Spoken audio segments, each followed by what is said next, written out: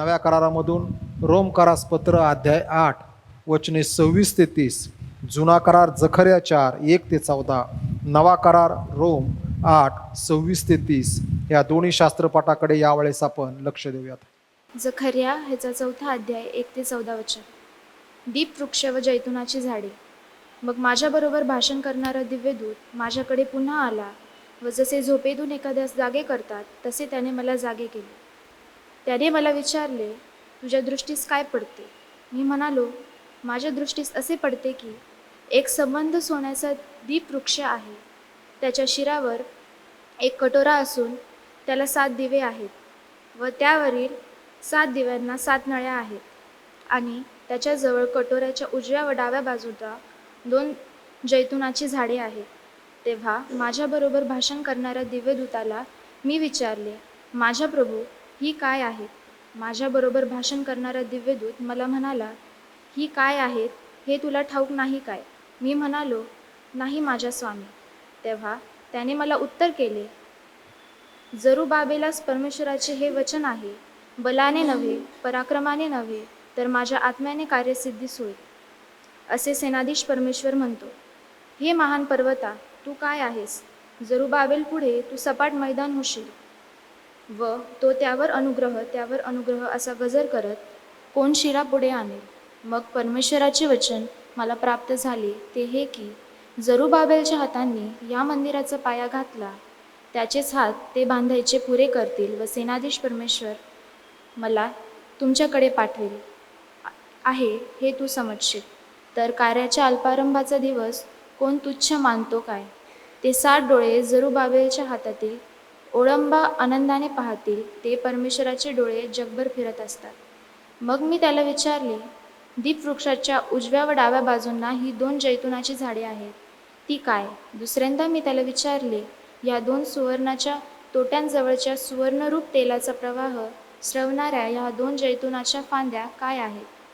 त्याने मला म्हटले, त्या काय आहेत हे तुला ठाऊक नाही काय? मी म्हटले, नाही माझ्या स्वामी. तेव्हा त्याने मला म्हटले, अखिल पृथ्वीच्या प्रभूजवळ उभे राहणारे हे 2 अभिषिक्त आहेत. नवीन करार रोमकारास पत्र 8वा अध्याय 26 ते 30 वचने. पवित्र आत्म्याचे साह्य. तसेच आत्माही आपल्या अशक्तपणात आपल्याला हातभार लावतो, कारण यथायोग्य प्रार्थना कशासाठी केली पाहिजे हे आपल्याला ठाऊक नाही, पण आत्मा स्वतः निर्वाच्य कणण्याने मध्यस्थी करीतो. पण अंतर्याम पारखणाऱ्याला त्या आत्म्याचा मनोभाव काय आहे ठाऊक आहे, कारण हा आत्मा पवित्र जनासाठी देवाच्या मर्जीप्रमाणे मध्यस्थी करीतो. परंतु आपल्याला ठाऊक आहे की देवावर प्रीती करण्यास म्हणजे त्याच्या संकल्पाप्रमाणे बोलविल्यास देवाच्या करणीने सर्व गोष्टी मिळून कल्याणकारक होतात.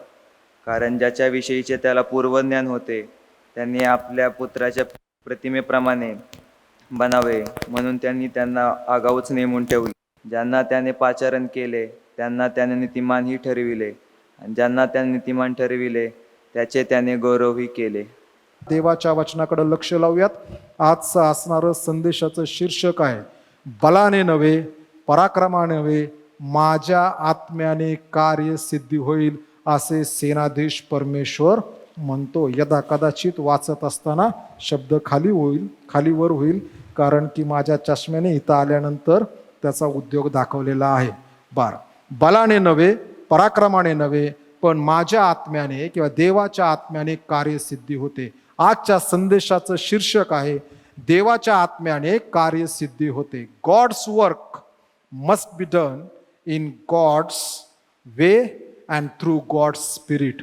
देवाचं काम देवाच्या पद्धतीने आणि देवाच्या आत्म्याच्या द्वारे जर झालं तर त्याची कार्यसिद्धी होती, आणि कार्यसिद्धी झाल्यानंतर त्यातून देवाला गौरव भेटतो, आणि जे त्या कार्यामध्ये आलेले आहेत त्यांची आत्मिक उन्नती होती.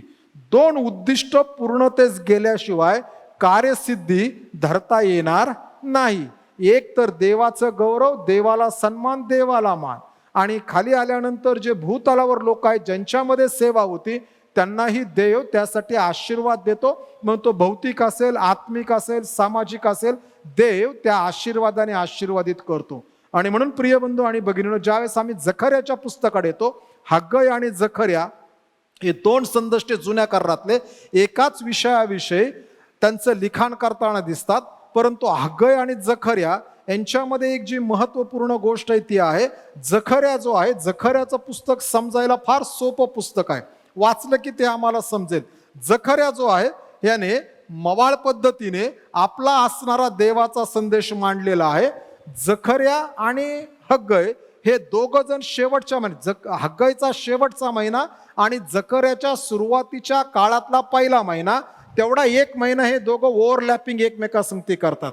हग्गईची सेवा नंतर बंद झाली. का बंद झाली देवाला ठाऊक, परंतु जखर्याची सुरुवात झाली. जखर्याचं पुस्तक जे आहे त्यामध्ये जखर्या लिहित असताना जखर्याचे शब्द समजण्यासाठी अनेक वेळेस कठीण आणि बोचणारे आणि टोचणारे आहेत. कारण की जखर्या ज्या वेळेस लिहित आहे त्यावेळेस जखर्याचा दृष्टिकोन हा त्या काळामध्ये सिद्धीस गेला आणि आजपर्यंत त्याची अभिवचनं पूर्णतः येत आहे. जखर्याचं पुस्तक दोन विभागामध्ये विभागलेलं आहे. पहिला विभाग जो आहे त्या ठिकाणी त्या काळात घडत असणाऱ्या गोष्टीविषयी तो लिहित आहे. नंतरचा जो उत्तरार्ध जखर्याच्या पुस्तकाचा आहे त्यामध्ये अपोक्लिप्टिक असणारं लिटरेचर आहे. अपोक्लिप्टिक म्हणजे ज्याला आपण प्रगटीकरणाच्या पुस्तकासारखं म्हणतो. प्रगटीकरण म्हणजे काय की ज्यामध्ये चिन्ह आहेत, श्वापद आहेत, विशेष करून देवदूत येऊन त्या ठिकाणी सांगतात आणि काम करतात. आणि अपोक्लिप्टिक लिटरेचर किंवा प्रगटीकरण म्हणजे काय, अगोदरचा जो भाग आहे त्याच्यामध्ये ऐकण्याची भूमिका आहे, परंतु नंतरच्या भागामध्ये जे आहे जी पाहण्याची भूमिका आहे. म्हणून प्रगटीकरणाचं पुस्तक त्यापैकी एक पुस्तक आहे. एचकल्याच्या पुस्तकाचा काही भाग त्यापैकी भाग आहे. दानिएलाच्या पुस्तकाचा नंतरचा भाग त्यापैकी आहे.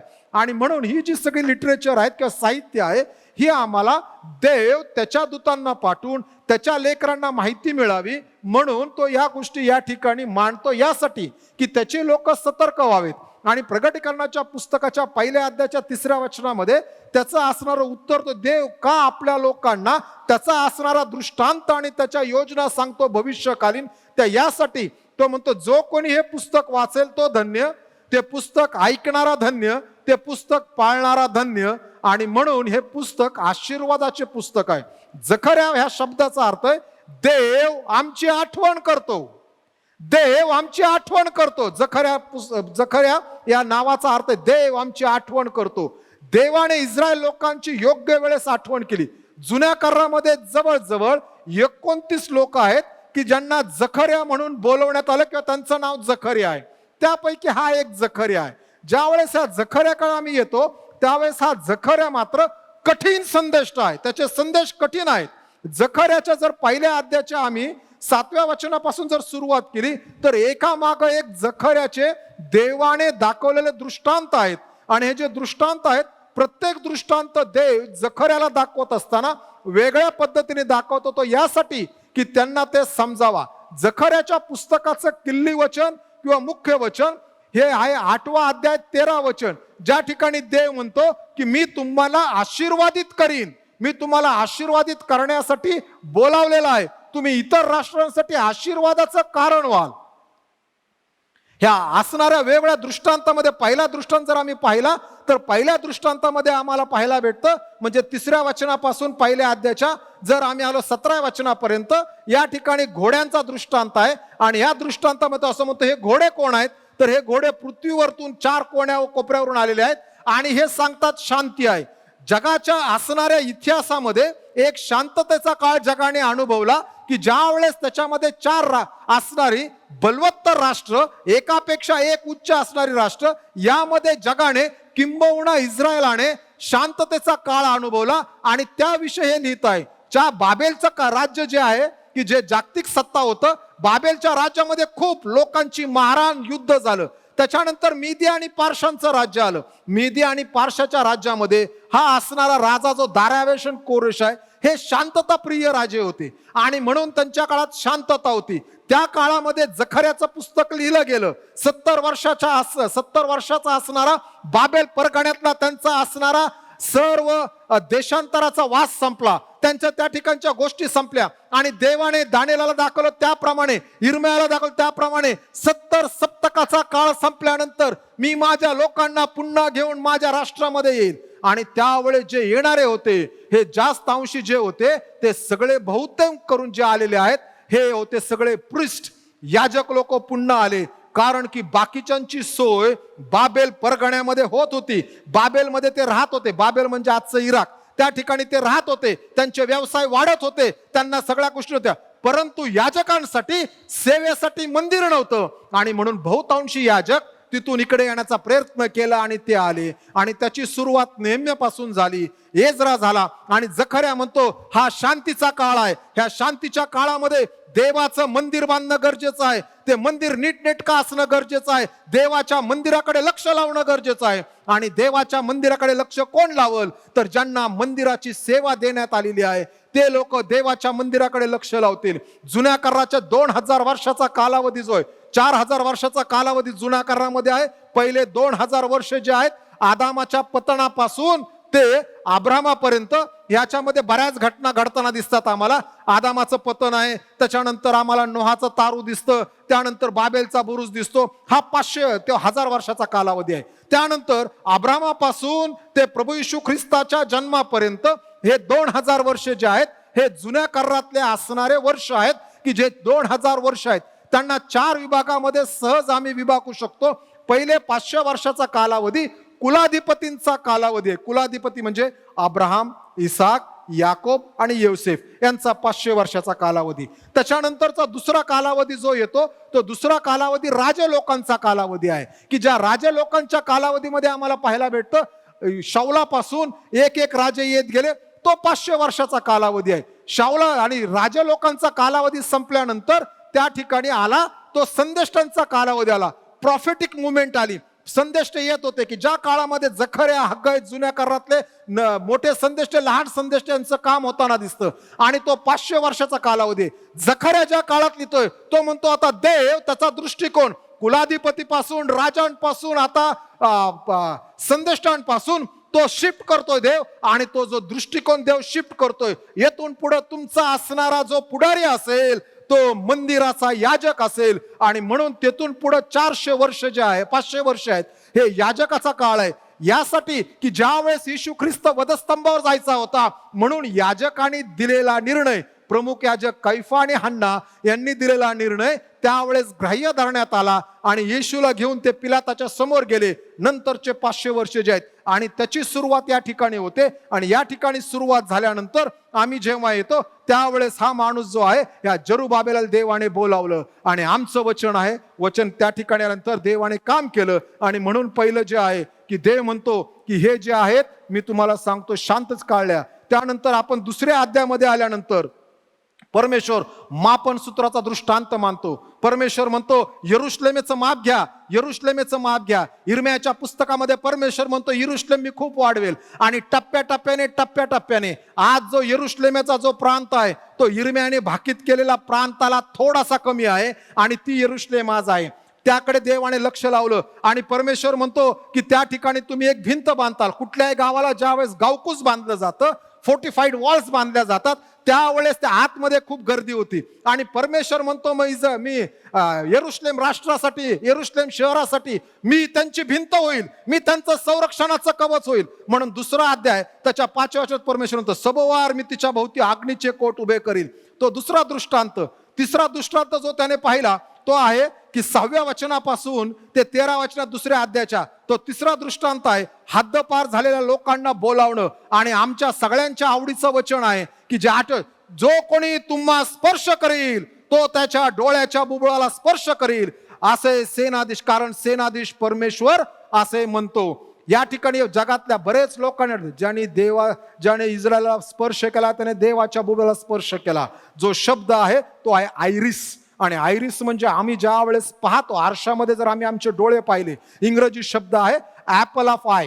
ज्यावेळेस आम्ही आरशामध्ये आमचं बुबुळ पाहू त्यावेळेस आमच्या बुबुळाच्या आतल्या बाजूला एकदम छोटंसं ॲपल सारखं किंवा सफरचंदासारखा एकदम लहान भाग आहे. त्याविषयी देव म्हणतो जो कोणी इस्रायलाला स्पर्श करील त्याने माझ्या बुबुळाला स्पर्श केले. त्याचा अर्थ आहे ते म्हणतात फक्त बुबुळाला स्पर्श करणं आहे. देव म्हणतो जर आमच्या बुबुळाला कोणी स्पर्श करायला आलं तर पहिली आमची पापणी खाली येते. देव म्हणतो मी इस्रायलाची पापणी आहे.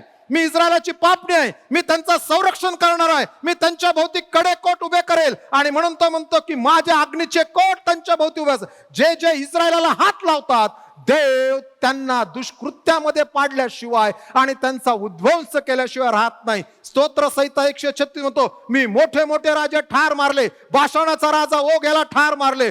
देवाचं काम ज्या वेळेस होतं ते होत असताना, म्हणून तो तिसरा दृष्टांत आहे की तो म्हणतो इस्रायल माझं बुबुळ आहे, त्याला मी हात लावू देणार नाही. या ठिकाणी देव सांगण्याचा प्रयत्न करतो, जे माझे लोक आहेत ते माझा जिव्हाळीचा आणि माझ्या अंतःकरणाजवळचा विषय आहे. ज्या ज्या वेळेस माझ्या लोकांना कोणीतरी हात लावेल त्या वेळेस मी त्यांच्या बाजूने आणि त्यांच्या पक्षाने उभा राहील. परंतु देवाला उभा राहायला आम्ही वाट करून द्यायला पाहिजे. जर आम्हीच करत राहिलो ना, मग देव कधीही आमच्या समोर येऊन आमच्या बाजूने लढत नाही. आम्ही जर म्हणलो की नाही मी माझा विषय हाताळू शकतो, देव म्हणतो तुला कसा हाताळायचा ते हाताळ, मी काय याच्यामध्ये पडणार नाही. देव म्हणतो तुम्ही विषय माझ्याकडे सुपूर्त करा, बघा मी त्याचं काय करतो आणि कसं करेल, कारण की देव सार्वभौम आहे. त्याच्यानंतर आम्ही पुढे येतो तिसऱ्या अध्यायामध्ये मुख्य याजक यहोशवा याचा दृष्टांत आहे. ह्या यहोशवाला देवाने आता इथून पुढं 500 वर्षे याजक लोक सांभाळणार आहेत राष्ट्र, म्हणून यहोशवा पाहिला आहे. आणि आम्हाला या ठिकाणी पाहिजे जसं देवाने यहोशवाला पाचारण केलं, या ठिकाणी सैतानाची एंट्री आहे. पवित्र जुन्या करारामध्ये सैतान आम्हाला बोटावर मोजण्या इतक्या वेळेस आम्हाला त्याचं त्या ठिकाणी पाहायला भेटतं. पहिल्या वेळेस एदेन बागेमध्ये सर्पाच्या दृष्टिकोनातून, त्याच्यानंतर योबाच्या पुस्तकात देवाच्या समक्षतेमध्ये स्वर्गामध्ये, त्याच्यानंतर आहे का वाचलं का देवाचे लोक हो, दाविदाच्या माडामध्ये सैतानाने घातलं तुझ्या लोकांची जनगणना कर. तिसऱ्या वेळेस तिथं दिसतो, चौथ्या वेळेस तिथं दिसतो, फार कमी वेळेस. परंतु येशूचं पृथ्वीवरती आगमन झाल्यानंतर सैतान फार ऍक्टिव्ह आहे. तो सारखा त्याला माहित आहे की माझ्या राज्याचा शेवट आता आलेला आहे. आणि या ठिकाणी सैतान म्हणतो हा तर मळीन कपडे घातलेला आहे, हा कस काय याजक होऊ शकतो. आणि देव म्हणतो ह्याचे कपडे उतरा, ह्याला दुसरे कपडे घाला, स्वच्छ कपडे घाला, कारण की पाप क्षमा करण्याचा अधिकार सर्व समर्थ परमेश्वराला आहे. त्याची मलिन वस्त्रे काढून देवाने त्याला उच्च वस्त्र दिले. देव त्याचा सहाय्यकर्ता झाला. आणि मग आम्ही आमच्या चौथ्या अध्यायात आलो, जिथं आम्ही संदेशाला आहोत. तो म्हणतो दीपवृक्ष आणि जैतुनाचे झाड याचा असणारा दृष्टांत आहे. आणि त्या ठिकाणी बलाने नव्हे पराक्रमाने नव्हे माझ्या आत्म्याने कार्यसिद्धी होईल. त्या वचनाकडे येत असताना पाचव्या अध्यायामध्ये आल्यानंतर आम्हाला एक उडता पट दिसतो. आणि हा उडता पट जो आहे, हा पट ज्यावेळेस उडतो, ह्या पटाची असणारी लांबी आणि रुंदी या ठिकाणी दिलेली आहे. तो म्हणताना या ठिकाणी त्या पटाविषयी म्हणतो दुसऱ्या वचनामध्ये, त्याची लांबी 20 हात आणि रुंदी 10 हात होती. मोठेचे म्हणते जवळ 20 हात म्हणजे 30 फूट, 10 हात म्हणजे 15 फूट, 1 हात म्हणजे 1.5 फुटाचा एवढा मोठा पट जो उचलतो. आणि ह्या पटाचं काम काय, तो म्हणतो हा इस्रायलावरती फिरेल. आणि इस्रायलावरती फिरत असताना तो म्हणतो ज्या घरामध्ये या सर्व देशात प्राप्त होणारा शाप हा पट आहे, तो पट जो आहे तो शाप घेऊन फिरत आहे. शाप कोणावर टाकण्यात येणार आहे, तो म्हणतो चोरी करणाऱ्यांना सर्वांस या लेखानुसार एका बाजूने घालवतील व खोटी शपथ वाहणाऱ्या सर्वांस या लेखानुसार दुसऱ्या बाजूने. ते वचन 4 फार कठीण वचन आहे. तो म्हणतो सेनाधीश परमेश्वर म्हणतो मी हा पट चालवला आहे, तो चोराच्या घरात व माझ्या नावाची खोटी शपथ घेणाऱ्याच्या घरात शिरेल. तो त्याच्या घरात बिराड करून राहील आणि त्याच्या तुळ्यांचे व चिऱ्यांचे भस्म करेल. ज्या वेळेस चोरी आणि खोटारडेपणा आहे त्या घरात देव या प्रकारे न्याय करतो, घर उद्ध्वस्त करण्याचा प्रयत्न करतो. आणि म्हणून नवीन करारात म्हटलेलं आहे, पूर्वी जर आम्ही चोरी करत असो तर ती सोडून दुसऱ्याला मदत करता जर मला येत असेल तर ते मी करण्याचं कृत्य जाहीर केलं पाहिजे. जगाच्या दृष्टिकोनातून नियमात कितीही चांगलं बसलं, पण देवाच्या दृष्टीने जर ती चोरी असेल तर ती चोरीच आहे. आम्ही किती जगाच्या नियमात बसू, जगाच्या नियमानुसार त्याला कुठेही चॅलेंज नसेल, पण देवाच्या कोर्टामध्ये ते सर्वदा चॅलेंजच राहणार. कारण देव म्हणतो ह्याच्यासाठी मी हे केलं नव्हतं, इथं चोरीच झाली, इथं लबाडीच झाली. म्हणून प्रिय बंधू भगिनींनो सांभाळा. म्हणून मी म्हटलं जखऱ्याचं पुस्तक आहे ना, तलवार लावलेलं पुस्तक आहे, कठीण पुस्तक. मग 6व्या अध्यायात आल्यानंतर तो म्हणतो रथ, 4 रथ आहे, 4 रथांचा दृष्टांत आहे, सगळीकडून फिरून येतात आणि देवाला ते सांगत अशी गोष्टी आहे. आता येऊयात आपल्या वाचनाकडं. बलाने नव्हे पराक्रमाने नव्हे असं हे सेनाधीश परमेश्वर म्हणतो. जुन्या करारामध्ये वारंवार आमच्या देवाला पित्याला सेनाधीश परमेश्वर म्हणून दाखवलेला आहे. सेनाधीश परमेश्वर म्हणजे यल शद्दाय परमेश्वर. आणि निर्गमाच्या पुस्तकाच्या 6व्या अध्यायामध्ये परमेश्वर इस्रायल लोकांशी बोलत असताना, किंबहुना मोशेच्या द्वारे सांगत असताना तो म्हणताना असं म्हणतो की मी अब्रामाला यल शद्दाय म्हणजे सर्व समर्थ परमेश्वर म्हणून मी प्रगट झालो. यल शद्दाय याचा अर्थ सर्व समर्थ देव. अब्रामाने आपले गणगोत्र, नातेवाईक, देश सगळं सोडलं. तो फिरत फिरत फिरत फिरत फिरत आला आणि त्यावेळेस त्याचं कुणी नव्हतं. त्यावेळेस देव म्हणतो मी तुझा सर्व समर्थ देव आहे. यदा कदाचित आमचं कुणी नसेल त्यावेळेस देव यल शद्दाय आहे याचा अनुभव आम्ही घेतो. आणि ज्या वेळेस आम्ही यल शद्दायचा अनुभव घेतो सर्व समर्थ परमेश्वराचा, आणि तो परमेश्वर आज या ठिकाणी म्हणतोय, अहो देवाचे लोक हो, मी सर्व समर्थ देव, तुमचा पूर्वज अब्राहम ज्याला त्या ऊरमधून आणून इथं वसवलं, त्याच्या अभिवचनानुसार मी तुम्हाला जमीन दिली, तो मी तुमचा देव आहे. एवढंच नव्हे तर मी दिलेल्या अनुवादाच्या पुस्तकातल्या अभिवचनानुसार बाबेलचा 70 वर्षाचा काळ संपल्यानंतर तुम्ही लीन आणि नम्र झालात म्हणून तुम्हाला मी इकडे घेऊन आलेलो आहे. तो मी तुम्हाला सांगतोय मंदिर बांधा. आणि हा जो असणारा जो माणूस आहे की ज्याच्याकडे जबाबदारी सोपवलेली, तो यहोशवा जो आहे त्याच्याकडे जबाबदारी सोपवलेली हा याजक आहे. तो म्हणतो हा यहोशवा स्वतः मंदिराचा असणारा कळस रचेल. ज्या वेळेस स्काफोल्डिंग लावलं येईल, पायड लावलं जातं आणि पायड ते म्हणतात की हा असणारा यहोशवा स्वतः त्याच्या हातामध्ये वरती लावायचा जो कळस आहे तो हातामध्ये घेऊन जाईल आणि मग तो त्या ठिकाणी लावेल. आणि तुम्हाला समजेल की मी देव वचन दिल्यानंतर परिपूर्ती करणारा देव आहे. आणि म्हणून तो सेनाधीश परमेश्वर आहे. त्या देवाच्या समोर मनुष्य जातीपैकी कोणी उभा राहू शकत नाही, कारण की तो भस्म करणारा अग्नी आहे. ज्यावेळेस देवाच्या विरोधामध्ये राष्ट्र उभा राहिली त्यावेळेस देव आणि राष्ट्र संपवली.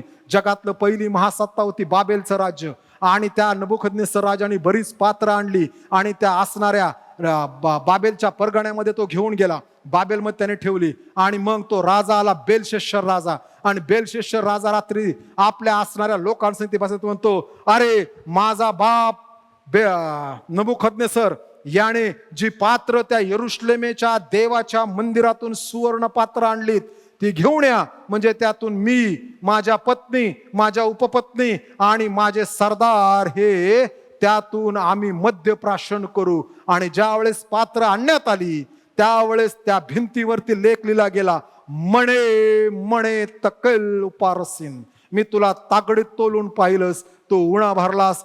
ज्या वेळेस देवाच्या विरुद्ध, देवाच्या पवित्र गोष्टीच्या विरुद्ध मनुष्य उभा राहतो त्यावेळेस सेनाधीश परमेश्वर राष्ट्र उद्ध्वस्त करतो. एका रात्रीमध्ये बाबेलचं राष्ट्र संपुष्टात आलं. आजपर्यंत पुन्हा उभा राहिलं नाही. काही वर्षापूर्वी त्यांचे राष्ट्राध्यक्ष होते सद्दाम हुसेन, आणि यांची फार इच्छा होती पूर्वीचं बाबेलचं वैभव पुन्हा एकदा बाबेलला देण्यात यावं. परंतु त्यांचं काय झालं हे जगाच्या समोर आमच्या काळातला तो इतिहास मांडण्यात आलेला आहे. सेनाधीश परमेश्वराच्या समोर ज्या वेळेस मनुष्य उभा राहतो त्यावेळेस देव त्यांची नावं ठेवत नाही. परमेश्वर ज्या वेळेस त्याच्या योजना घेऊन येतो, या ठिकाणी योजना होती मंदिर बांधण्याची, आणि ह्या मंदिर बांधण्यामध्ये तो असं म्हणतो की तुम्ही काही करू शकत नाही.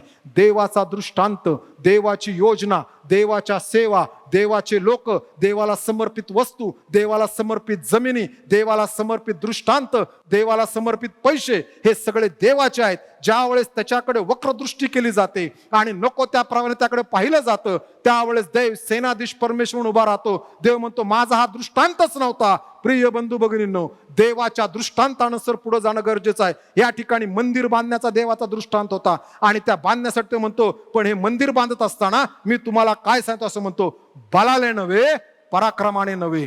पहिली जी गोष्ट आहे ती आहे मानवी सामर्थ्य. देवाच्या सेवा, देवाचा दृष्टांत, दोन गोष्टी पवित्र शास्त्र, दृष्टांत आणि स्वप्न. स्वप्न म्हणजे काय? स्वप्न म्हणजे काय? स्वप्न म्हणजे काय? रात्री झोपलेलो असतो ते स्वप्न. ती स्वप्न, ते जे स्वप्न आहे. दृष्टांत म्हणजे काय? डोळस डोळ्याने पाहणं.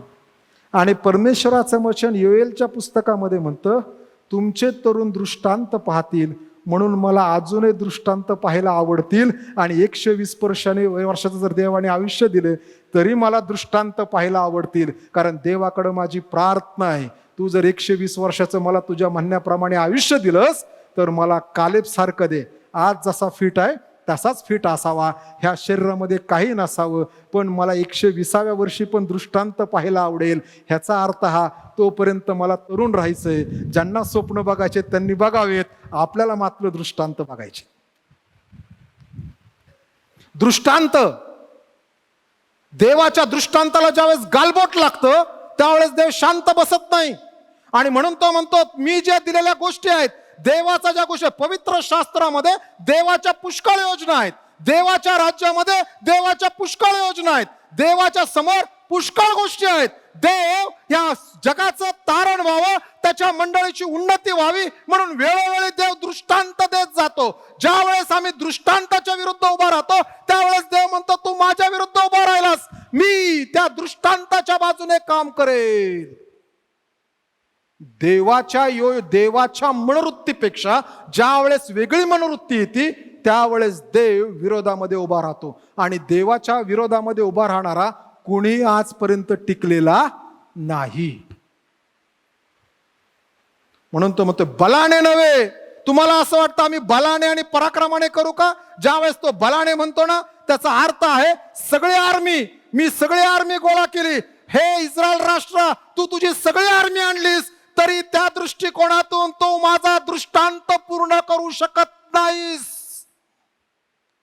आजही जगामध्ये देवाच्या दृष्टांताच्या विरुद्ध जर कोणी जगातली सगळी आर्मी घेऊन आलं, जगामध्ये सगळ्यात जास्त पैसे कशावर खर्च होतात माहितीये का? कुठल्याही देशाच्या असणाऱ्या आर्मीवरती, मिलिटरीवरती पैसे खर्च केले जातात, नेव्हीवरती खर्च केले जातात.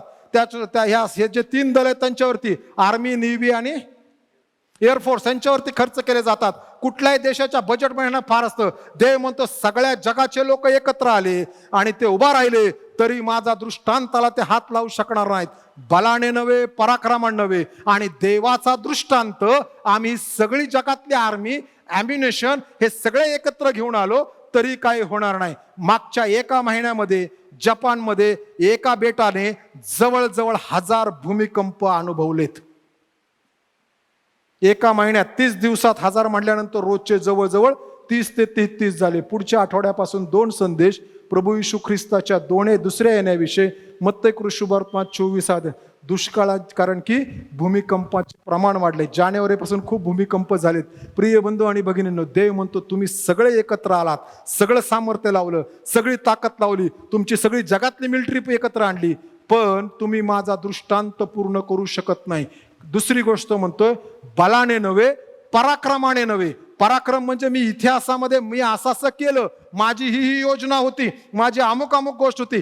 जग ज्यावेळेस एखादी गोष्ट यशस्वी करायचं त्यावेळेस जग काय करतं? जग पाहत असताना स्किल्स, प्लॅनिंग, रिप्लॅनिंग, व्यूहरचना, त्याच्यानंतर पाहत असताना तो म्हणतो डाटा, इन्फॉर्मेशन, प्लॅनिंग, त्याच्यानंतर व्यूहरचना, committee, potential, skills, budget, rehearsal, दुसऱ्यांना अडवणे, दुसऱ्यांना डावलणे, हा आला तर होणार नाही, त्याला बाजूला करणे, ह्याला बाजूला सारणे, त्याला हात घेणे, आपला जवळ करणे, ह्याला लांब करणे. असं वाटतं हे सगळं केल्यानंतर आम्हाला यश प्राप्त होईल. देव म्हणतो, तुम्ही काही जरी केलं परंतु माझ्या दृष्टांताला जर तुम्ही सगळं घेऊन आलात तर ते होणार नाही. कारण की देवाचा दृष्टांत जगाच्या दृष्टिकोनातून पूर्णतेस जाऊ शकत नाही. कधी कधी देवाच्या मागे आम्ही लपतो. मी देवासाठी करतोय, खरंच करतो का? एक तरुण मुलगा मला जवळजवळ 15 वर्षापूर्वी भेटला आणि तो म्हटला, पाळक साहेब, माझा एक प्रश्न आहे, मला माहित नाही मी योग्य आहे की अयोग्य आहे, मी खरा आहे की खोटा आहे, परंतु पाळक साहेब, मी आमच्या असणारं जे मंडळ आहे त्या मंडळाला, ख्रिस्ती लोकांचं, त्या मंडळाला मी आहे ना दर वर्षाला इतके पैसे देतो. म्हणलं, विचारलं का देतोस? ते काय करतात, काय सेवा करतात? ते म्हणाले, नाही, त्यांनी मला सांगितलेलं आहे की जर तू कोर्टाला पैसे देतोस तर ते देवाला पैसे देतोस. मी कोर्टाला माझे दशांश देतोय पाळक साहेब. म्हणलं, सगळे दशांश वाया गेले, सगळे दशांश वाया गेले. कोर्ट कचेरीला दिलेले पैसे देवाच्या मंदिरात नोंद केले जात नाहीत.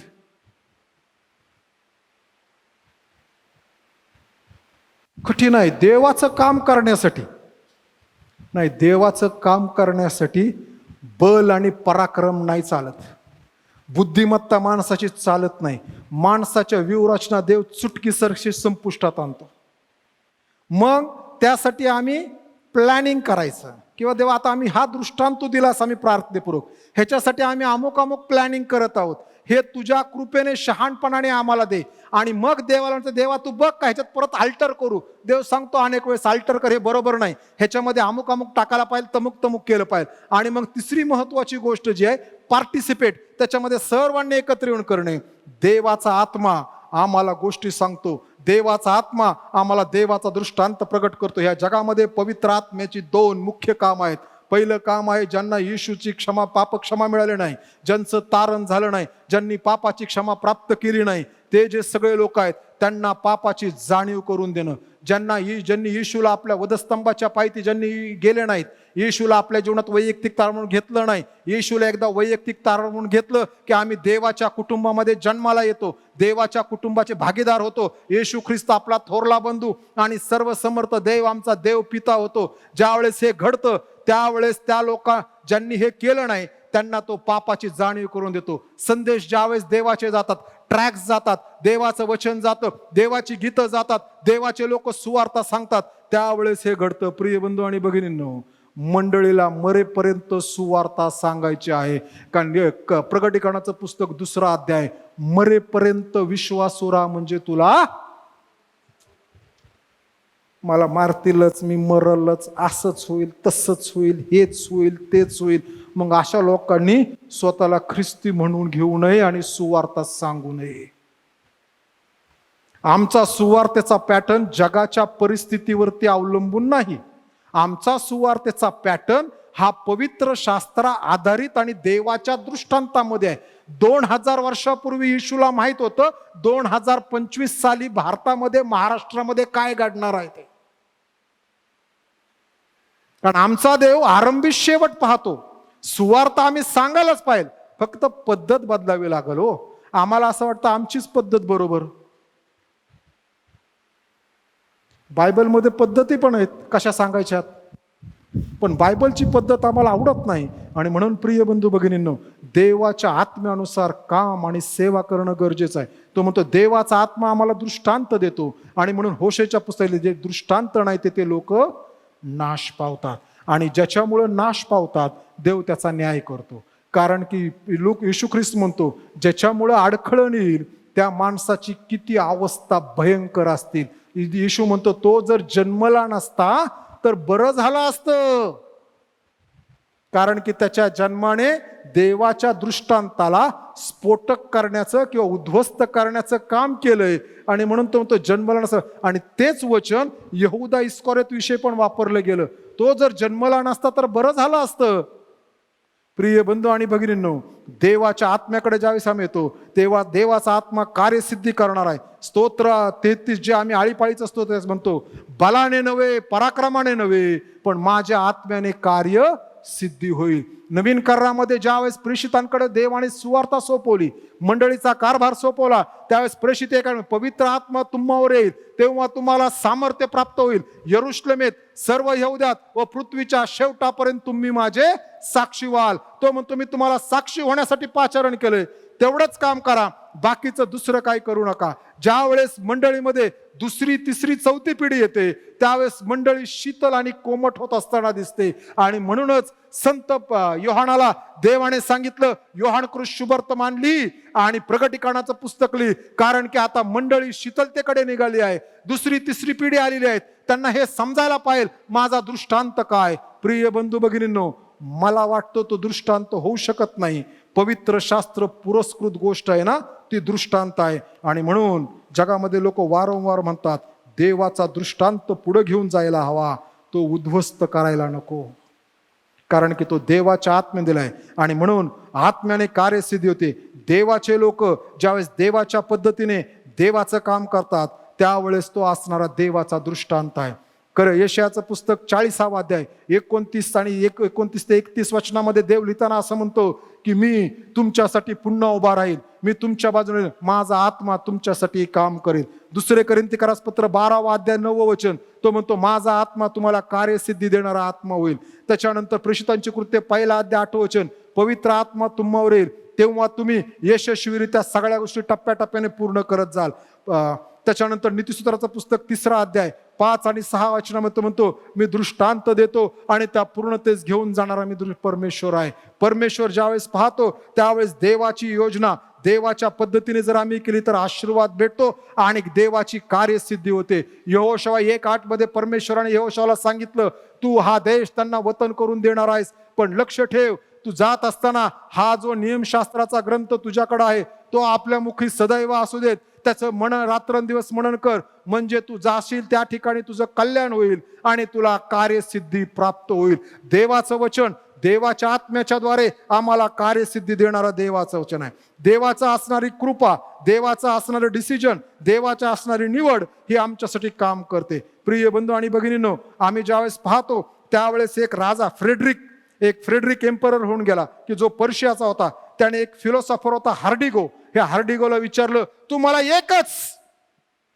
मला एकच गोष्ट दाखव की देव जिवंत आहे ते सिद्ध होईल. आणि हार्डिगो फिलॉसॉफर त्या असणाऱ्या फ्रेडरिकच्या डोळ्यामध्ये डोळे घालून म्हणाला, इस्रायल राष्ट्राचा इतिहास हे सांगतं, एक जिवंत देव आहे आणि तो अस्तित्वात आहे आणि तो आजही काम करतो. आजही इस्रायल राष्ट्राकडे पाहिल्यानंतर आम्हाला ते पाहायला भेटतं. शास्त्र म्हणतं एका रात्रीमध्ये राज्य जन्माला येईल काय?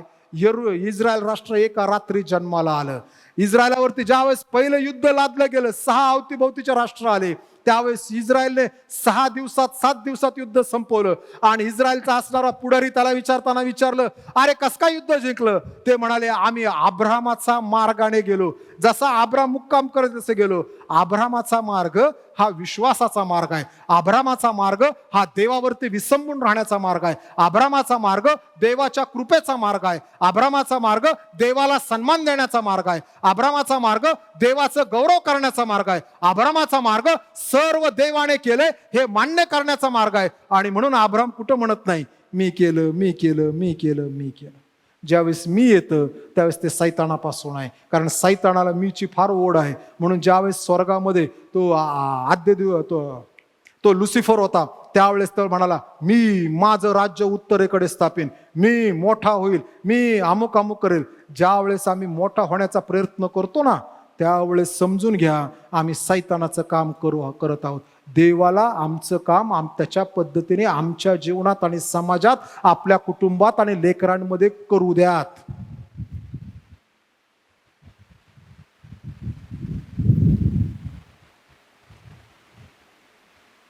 इस्रायल राष्ट्र देव जिवंत याचं दर्शक आहे. आमच्या जीवनात समस्या येतात. समस्या आले की मानवी सामर्थ्य काय, आम्हाला चिंता वाटते, काळजी वाटते, त्याच्यावर विचार करतो कसं बाहेर पाडायचं करतो.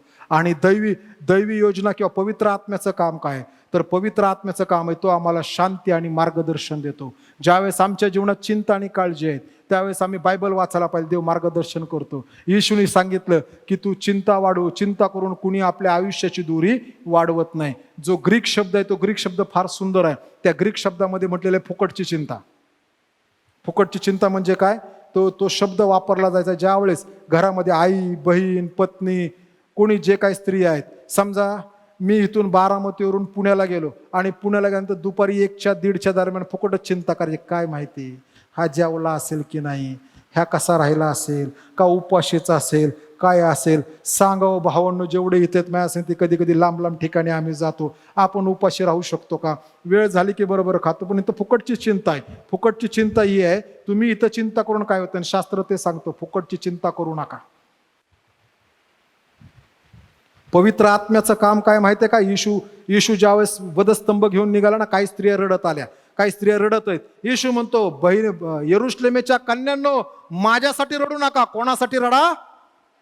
आपल्या मुलाबाळांसाठी रडा. आम्ही मुलाबाळांसाठी रडायचं सोडले आणि आम्ही अजून येशूसाठीच रडतो. येशूने सांगितलं तरी, म्हणजे आम्ही येशूच्या विरुद्धच जायचं ठरवलंय पक्क. येशू म्हणतो मुलाबाळांसाठी रडा, कारण आमच्या मुलाबाळांची अवस्था काय आम्हाला माहित आहे.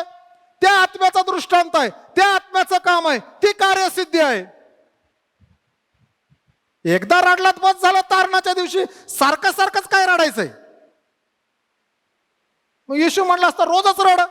आमचा देव आनंद देणारा देव आहे, म्हणून तो लिहिताना म्हणतो आनंद करा, पुन्हा म्हणेन आनंद करा. फिलिपी 4:4.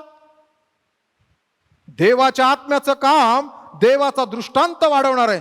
कधी कधी आम्ही देवाची सेवा करतो, आमच्या जीवनामध्ये आलेला प्रश्न, देवाची सेवा करतो आणि मग आम्ही इतकी करतो, आम्ही दुसऱ्याला करूच देत नाही, त्याच्यामध्ये आम्ही बर्नआउट होतो. एक शब्द बर्नआउट शब्द आहे की जो ऍडमिनिस्ट्रेशन मध्ये वापरतात. एकाच माणसाने सगळं करायचं आणि त्या एका माणसाने सगळं केलं ना, तो लवकर त्याचं असणारं सगळं सामर्थ्य गळून जातं. त्याच्याऐवजी दुसरा शब्द ऍडमिनिस्ट्रेशन मध्ये आहे, तो शब्द आहे सिनर्जी. आणि सिनर्जी शब्द आला घोड्यांपासून. आणि ज्यावेळेस आम्ही घोड्याकडे पाहतो ना, त्यावेळेस एक घोडा 2 टन सामान ओढून नेऊ शकतो. पण ज्यावेळेस 2 घोडे संगती जोडले जातात, त्यावेळेस त्यांनी किती टन सामान ओढायला पाहिजे?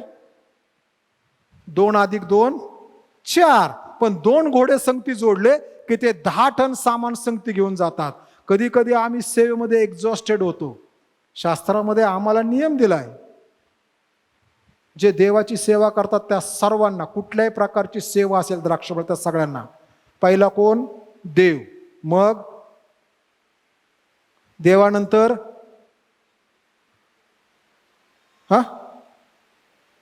देवानंतर कोण?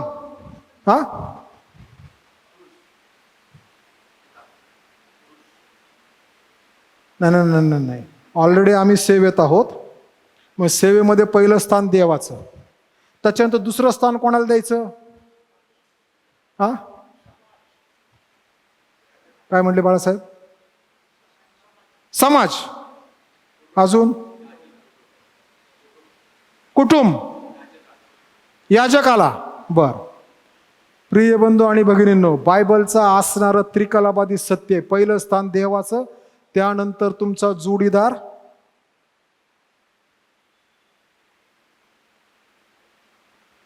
म्हणून शास्त्र म्हणतं पुरुष आपल्या आईबापा सोडून.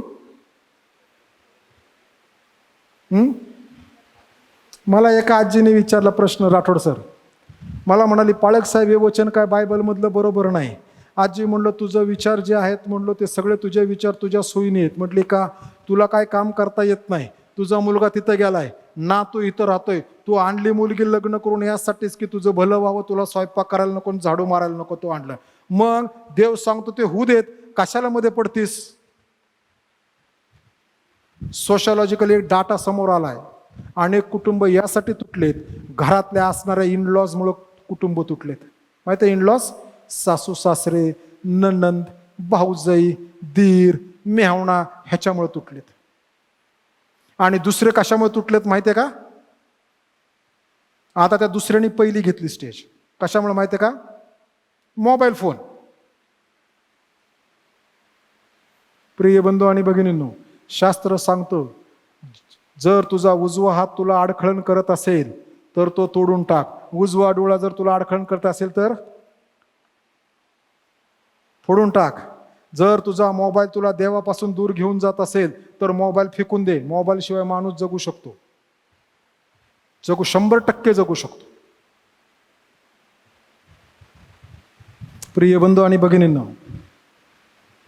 देवाच्या आत्म्याला काम करू द्यात, कारण देवाचा आत्मा कार्यसिद्धी करतो. तिसरी, देव ज्यावेळेस आम्ही बर्नआउट होतो देवाच्या सेवेत, देव म्हणतो माझ्याकडे आनंद आहे आणि माझं सामर्थ्य आहे. आमच्या जीवनात ज्यावेळेस पाप येतं, पाप आल्यानंतर आम्ही सारखं अयशस्वी, हा पापाचा परिणाम अयशस्वी होणं आहे, पापाचा परिणाम मरण आहे. त्याप्रमाणे पाप आमच्या जीवनामध्ये अयशस्वीपण आणतं आणि तो देव म्हणतो की ते होईल. परंतु देव म्हणतो जर तू माझ्याकडे आलास, मी तुला नवीन संजीवन देईल, नवीन आत्मा पुन्हा घालेल, मी तुला पुन्हा उपयोगात येईल. ज्यावेळेस निर्णय घ्यावा लागतो त्यावेळेस जगाच्या गोष्टी आम्हाला गोंधळात टाकतात, परंतु आम्ही देवाकडे आमच्या गोष्टी निर्णयाच्या घेऊन आलो की देव आम्हाला सुस्पष्टता, ॲज क्लिअर ॲज सन, इतकी तो सुस्पष्ट, क्लिस्टर क्लिअर, तो इतकी सुस्पष्ट देतो. आणि म्हणून प्रिय बंधू भगिनींनो, देवाच्या आत्म्याच्या जवळ यायला पाहिजे. पवित्र शास्त्रामध्ये शमूएलाच्या काळात घडलेली घटना आहे. फलिष्टी लोकांनी इस्रायल लोकांवरती त्यांनी स्वारी केली आणि स्वारी केल्यानंतर शमूएलाचे 2 मुलं हफनी आणि फिनास हे म्हणाले हे काय आपण ह्यांच्यावर सरशी होऊ शकत नाही आणि म्हणून एक काम करा, आम्हाला एक काम केलं. शमूएल त्यावेळेस बाळ होता. आम्हाला एक काम करायला पाहिजे की आपण आता एक काम करू, मंदिरात जाऊ, मंदिराचा कराचा कोष घेऊन जाऊ आणि मग आपल्याला देव विजय देईल आणि देव आमचं काम पाहिल. आणि ते कराचा कोष घेऊन गेले. कराचा कोष पलिष्ठी लोकांनी नेला. हाफणे फिनास दोघं मेले. कधी कधी आमची अवस्था तशीच असते. आम्हाला कुठेतरी प्रार्थनेला जायचंय, कुठेतरी जायचंय की चाललो बायबल घेऊन. अरे ते बायबल तुला माहित असेल तर ते उपयोगाचं होईल. तुझ्या हातात बायबलचं पुस्तक जरी नसलं ना, पण तुझ्या मनात जर बायबल असेल ना, देव त्याचं काम करून घेईल. देवाचा आत्मा ती वचनं तुमच्या अंतःकरणातून उफाळून आणेल. देव त्यावेळेस ती वचनं तुम्हाला आठवून देईल. मग तुमच्याकडे किती महागड आणि किती स्वस्त बायबल आहे, यापेक्षा तुम्ही ते किती वाचता आणि किती पाळता यावरती देवाचा आत्मा काम करतो. मी वाचतच नसेल तर काय उपयोग नाही. ख्रिस्ती जगाची अवस्था फार भयंकर आहे. ख्रिस्ती लोकांमध्ये फक्त 12% लोक रोज बायबल वाचतात. 48% लोक कधी कधी वाचतात. कधी कधी म्हणजे काय, वाढदिवसाच्या दिवशी वाचायचं, देवा दे एखादं चांगलं वचन. आजारी पडल्यावरती देव आठवतो. घरात दुःख आल्यानंतर वाचायचं. परीक्षेला जाताना वाचायचं. नोकरीच्या ठिकाणी इंटरव्ह्यूला जाताना वाचायचं. हे 48% कधी कधी कभी कभी. आणि एक सगळ्यात भयंकर गोष्ट आहे, 12% लोक आपल्या जीवनात कधीही बायबल नीट वाचत नाहीत. प्रिय बंधू आणि भगिनींनो, मग देवाचा आत्मा कसा बोलेल? आणि देवाने त्यांना पारतंत्र्यात जाऊ दिलं. आम्ही अनेक वेळेस देवाची योजना, देवाचा दृष्टांत देवाच्या पद्धतीने करणार तर कठीण होईल. वडील म्हणून वडिलांना देवाने दृष्टांत दिला, त्याने घरात कसं जगायचं. आई म्हणून तिला दृष्टांत दिला, तिने घरात कसं जगायचंय. पती म्हणून त्याने काय करत, त्याला देवाने दृष्टांत दिलाय. पत्नी म्हणून तिने दृष्टांत दिलाय. लेकरांना दिलाय. वयोवृद्ध स्त्रियांना दिलाय का? वयोवृद्ध स्त्रियांना काय दिलाय? बहिणींनो काय दिलाय? वयोवृद्ध स्त्रियांना तिताच्या पत्रामध्ये म्हटलंय, वयोवृद्ध बहिणींनो, ज्या तरुण मुली आहेत त्यांना तुम्ही आपल्या पतीवर आणि लेकरावरती प्रीती करायला शिकवा. जर ती वयोवृद्ध स्त्री आपल्या पतीवर पहिली प्रीती करत असेल तरच ती शिकवेल, नाहीतर ती काय शिकवल? काय शिकवणार नाही. शास्त्राने वयोवृद्ध स्त्रियांना दिलेला दृष्टांत आहे. पुरुषांना दृष्टांत दिलाय तिमोथेच्या पत्रामध्ये, सगळे वादविवाद सोडून हात वर करून प्रार्थना करा. आम्हाला वादविवादात फार इंटरेस्ट.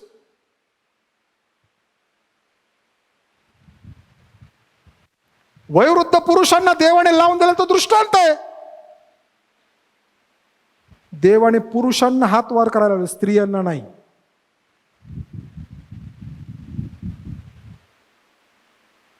देव ज्या वेळेस सांगतो ना तसंच सांगतो. देव बदलत नाही. नाहीतर मग आपण म्हणतो नाही ना देव प्रीती आहे, पण जाऊ दे माझ्यासाठी प्रीती आहे तसं नाही. सगळ्यांना सारखाच नियम आहे देवाकडे. देव ज्या वेळेस लिहितो ना ते तेच लिहितो. देव बदलत नाही. देवाचा दृष्टांत आहे, पवित्र आत्म्याचं सामर्थ्य पवित्र आत्म्याच्या द्वारे लिहिलं गेलं आणि त्याला आम्ही चॅलेंज करू शकत नाही.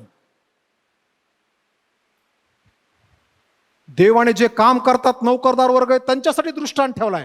तो म्हणतो ज्या ठिकाणी तू काम करतोस त्या ठिकाणी प्रामाणिकपणे आपलं 8 घंट्याचं काम कर, 8 तासाचं. म्हणून मी मागच्या वेळेस एकदा म्हणालो 1-2 आठवड्यापूर्वी, जर आम्ही कामाच्या ठिकाणी सुवार्ता प्रसार तोंडाने सांगायचं काम करत आहोत तर आम्ही ज्याने आम्हाला कामाला लावलंय त्याची वेळ चोरत आहोत. आणि चुरटी केलेली सेवा देवाला आवडत नाही. वेगळ्या वेळेत गेलं पाहिजे, वेगळ्या वेळेत सांगितलं पाहिजे, त्या माणसाशी बोलायला पाहिजे. एक तर मी माझ्या कामाला ठेवलं तसं काम करू शकतो, नाही तर देवाचं काम करू शकतो. येशू म्हणतो 2 धान्याची चाकरी तुम्हाला करता येणार नाही. हे सगळे पॅटर्न आहेत, पवित्र आत्म्यापासून आलेत, देवाने दिलेत. तसं झालं तर कार्यसिद्धी. आणि मग आपण एवढं करतो तरी देव काही रिझल्ट देत नाही. अहो कसा देईल? चुकीच्याच पद्धतीने केल्यानंतर. एकदा मुंबईला आम्ही असताना आमच्या घरी एक पाळक साहेब संदेश आले, त्यांना घरी जेवायला बोलवलं. आणि घरी जेवायला बोलवल्यानंतर दिवस वेगळ्या ठिकाणी त्यांची जेवणं झाली. म्हणून आम्ही दोघांनी ठरवताना दोघंच होतो आम्ही म्हणलं की आपण श्रीखंड पुरी असं जेवण करूया. मग ते जेवण केलं. मग ते पाळक साहेब पाळकीनबाई दोघं जण जेवायला आले. आणि जेवायला आल्यानंतर जेवण वाढलं. आम्ही म्हणजे पाळक साहेब पाळकीनबाई मी बसलो, ही थांबली मागे. आणि थांबल्यानंतर जेवण वाढलं, श्रीखंड आलं. आता त्या पालखीनबाई तिच्या आयुष्यात पहिल्याच वेळेस श्रीखंड, पुरी, वरण, भात ते सगळं खात होते, बटाट्याची भाजी. तिने फार विचार केला. तिने नेवराच्या ताटाकडे बघितलं. माझे आम्ही दोघं पाळत गप्पा मारत होतो. आता हिला काय समजाना. ह्या बाईने काय केलं माहिती आहे का, ते वरण भात जो होता, तिला माहिती आहे वरण भात खायचा असतो, भातामध्ये वरण ओतलं, बटाट्याची भाजी सरकवली, श्रीखंड त्यात सरकवलं, पुरी घेतली, सगळं एकत्र खाऊ लागली. मी बघितलं. त्या पाळक साहेबांना खूप वाईट वाटलं. ते म्हणले, पाळक साहेब ती महाराष्ट्रातली नाही ना, म्हणून ती असं जेवते. आम्ही प्रत्येक वेळेस मिक्सिंग करू शकत नाही. काही गोष्टी देवाच्या आत्म्याला करू द्यावं. आणि देवाचा आत्मा करतो ना, देवाचं दात जातं बारीक दळतं, पण ते चांगलीच पोळी तयार करतं. देवाचा आत्मा ज्यावेळेस यश देतो ना, त्यावेळेस आमच्या कल्पना शक्तीच्या पलीकडेच देतो. म्हणून इर्म्या 33:3 म्हणतो, मला हाक मार म्हणजे मी तुला उत्तर देईन आणि तुला ठाऊक नाहीत अशा मोठ्या आणि गहन गोष्टी मी प्रकट करेन. देवाला काम करू द्यात, देवाच्या आत्म्याला काम करू द्यात. अजूनही देवाचा आत्मा आहे. देवाच्या आत्म्याने भूतकाळामध्ये बायबलमध्ये काम करताना आम्ही पाहिलेलं आहे. बाबेलचा बुरुज केवळ फिरण्याने खाली पडला. त्याच्यानंतर मोशे आरोन आणि हूर तिघ जण डोंगरावर गेले. इकडे युद्ध चालू आहे. यहोशुआ युद्धाला गेला आणि त्या ठिकाणी शास्त्र म्हणतं यहोशुआ युद्ध करत होता. त्यावेळेस जेव्हा जेव्हा मोशे हात वर करी, त्यावेळेस इस्रायलाची सरशी होई. मोशेने हात खाली केले की इस्रायलाचा पराजय होई, अपयश मिळत होतं. आणि आरोन आणि हूर या दोघांनी मोशेच्या हाताला त्यांनी टेकन देऊन उभा राहिले. मोशे हात वर राहू देत, कारण विजय मिळावा. हात वर केल्याने युद्धामध्ये अजून कुणीही विजय मिळवला नाही, परंतु मोशेच्या द्वारे देवाने विजय दिला, कारण देवाचा आत्मा काम करत होता. पुढे आम्ही पाहतो, तांबड्या समुद्राकडे आल्यानंतर केवळ काठी आपटल्याने आतापर्यंत जगामध्ये कोणताही समुद्र दुबंगला नाही आणि तो इतका कोरडा झाला नाही की त्यातून 6 लाख कुटुंब वाहून पास करून जातील. परंतु त्या तांबड्या समुद्राची काठी आपटली देवाच्या आत्म्याने. देवाने सांगितलं त्याप्रमाणे जमीन कोरडी झाली, 6 लाख गेले. ज्या वेळेस आम्ही यहोशुआकडे येतो, यहोशुआ आल्यानंतर यहोशुआने यार्देन नदीवरती त्याने पाऊल ठेवलं. करारचा कोस पुढे जायला लावला आणि जसं त्याने पाऊल ठेवलं तशी यार्देन नदी दुबांगली आणि सगळे हे यहुदी लोक पुन्हा वचनदत्त भूमीमध्ये आले. प्रिय बंधू भगिनी, ज्या वेळेस आम्ही पाहतो वचनदत्त इस्रायल लोकांना भेटली, ही देवाची कृपा आहे. देव बोलत गेला आणि जमीन भेटत गेली. एक ठिकाणी चूक झाली आय नगरामध्ये जायच्या अगोदर त्या यरीहो शहरातल्या गोष्टी चोरून नेल्या एका माणसाने, आखानाने. म्हणून बायबलचा सिद्धांत आहे, तत्व आहे, ज्या वेळेस एखाद्या दृष्टांतात वैयक्तिक मोटिव्ह येतो, त्यावेळेस देव ते अपयशामध्ये ढकलतो आणि ज्याच्यामुळं आला त्याचा तो न्याय करतो. दावीद आणि गल्ल्यात कधी कुठल्या इतिहासात ऐकलं का हो? गलेलट्ट 6, 6.5, 6.5 फुटाच्या माणसाला एका लहान उंचीच्या माणसाने हातामध्ये गोफण घेतली की जो आहे तो त्याच्यावरती पूर्ण चिलकत आणि सगळं लावून आलेला आहे.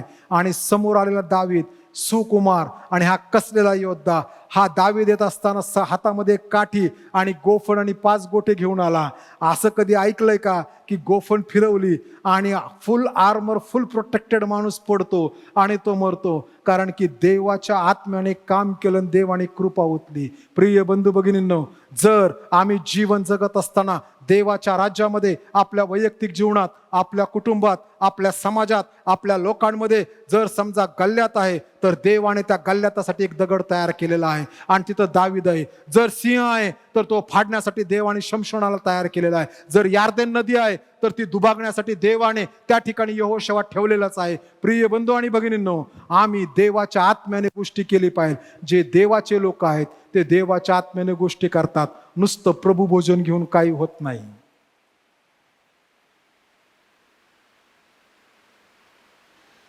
आणि जर आम्हाला असं वाटतं प्रभुभोजन घेण्याने मी पवित्र होतो, तर कधी कधी हे प्रभुभोजन आम्ही देवाच्या समोर आम्हाला शिक्षेसाठी ठेवत आहोत.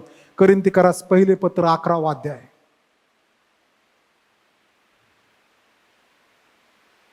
तो म्हणतो, तुमच्यापैकी पुष्कळ जण आजारी आणि दुःखी आहेत. ह्याचं कारण हेच, त्यांनी जर स्वतःचा न्याय निवाडा करून प्रभुभोजन घेतलं असतं तर हे झालं नसतं. त्यातही देवाची प्रीती आहे. तो म्हणतो देव तुम्हाला आत्ता न्याय करत आहे यासाठी की तुम्हाला जगाबरोबर शिक्षा होऊ नये.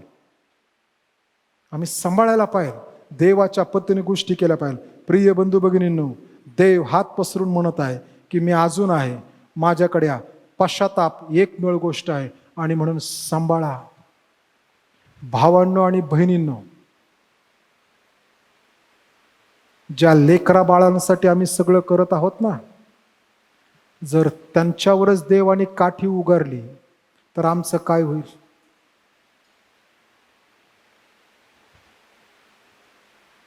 श्रीमंत मनुष्य म्हणून जगात वावरण्यापेक्षा दरिद्री लाजार म्हणून वावरणं कधीच चांगलं आणि देवाच्या समक्षतेमध्ये जा. स्तोत्रकर्ता म्हणतो मनुष्याचं आयुष्य 70 वर्ष, शक्ती असल्यास फार तर 80 वर्ष. त्याचा डामडौल केवळ कष्टमय आणि दुःखमय आहे आणि ते लवकर सरते.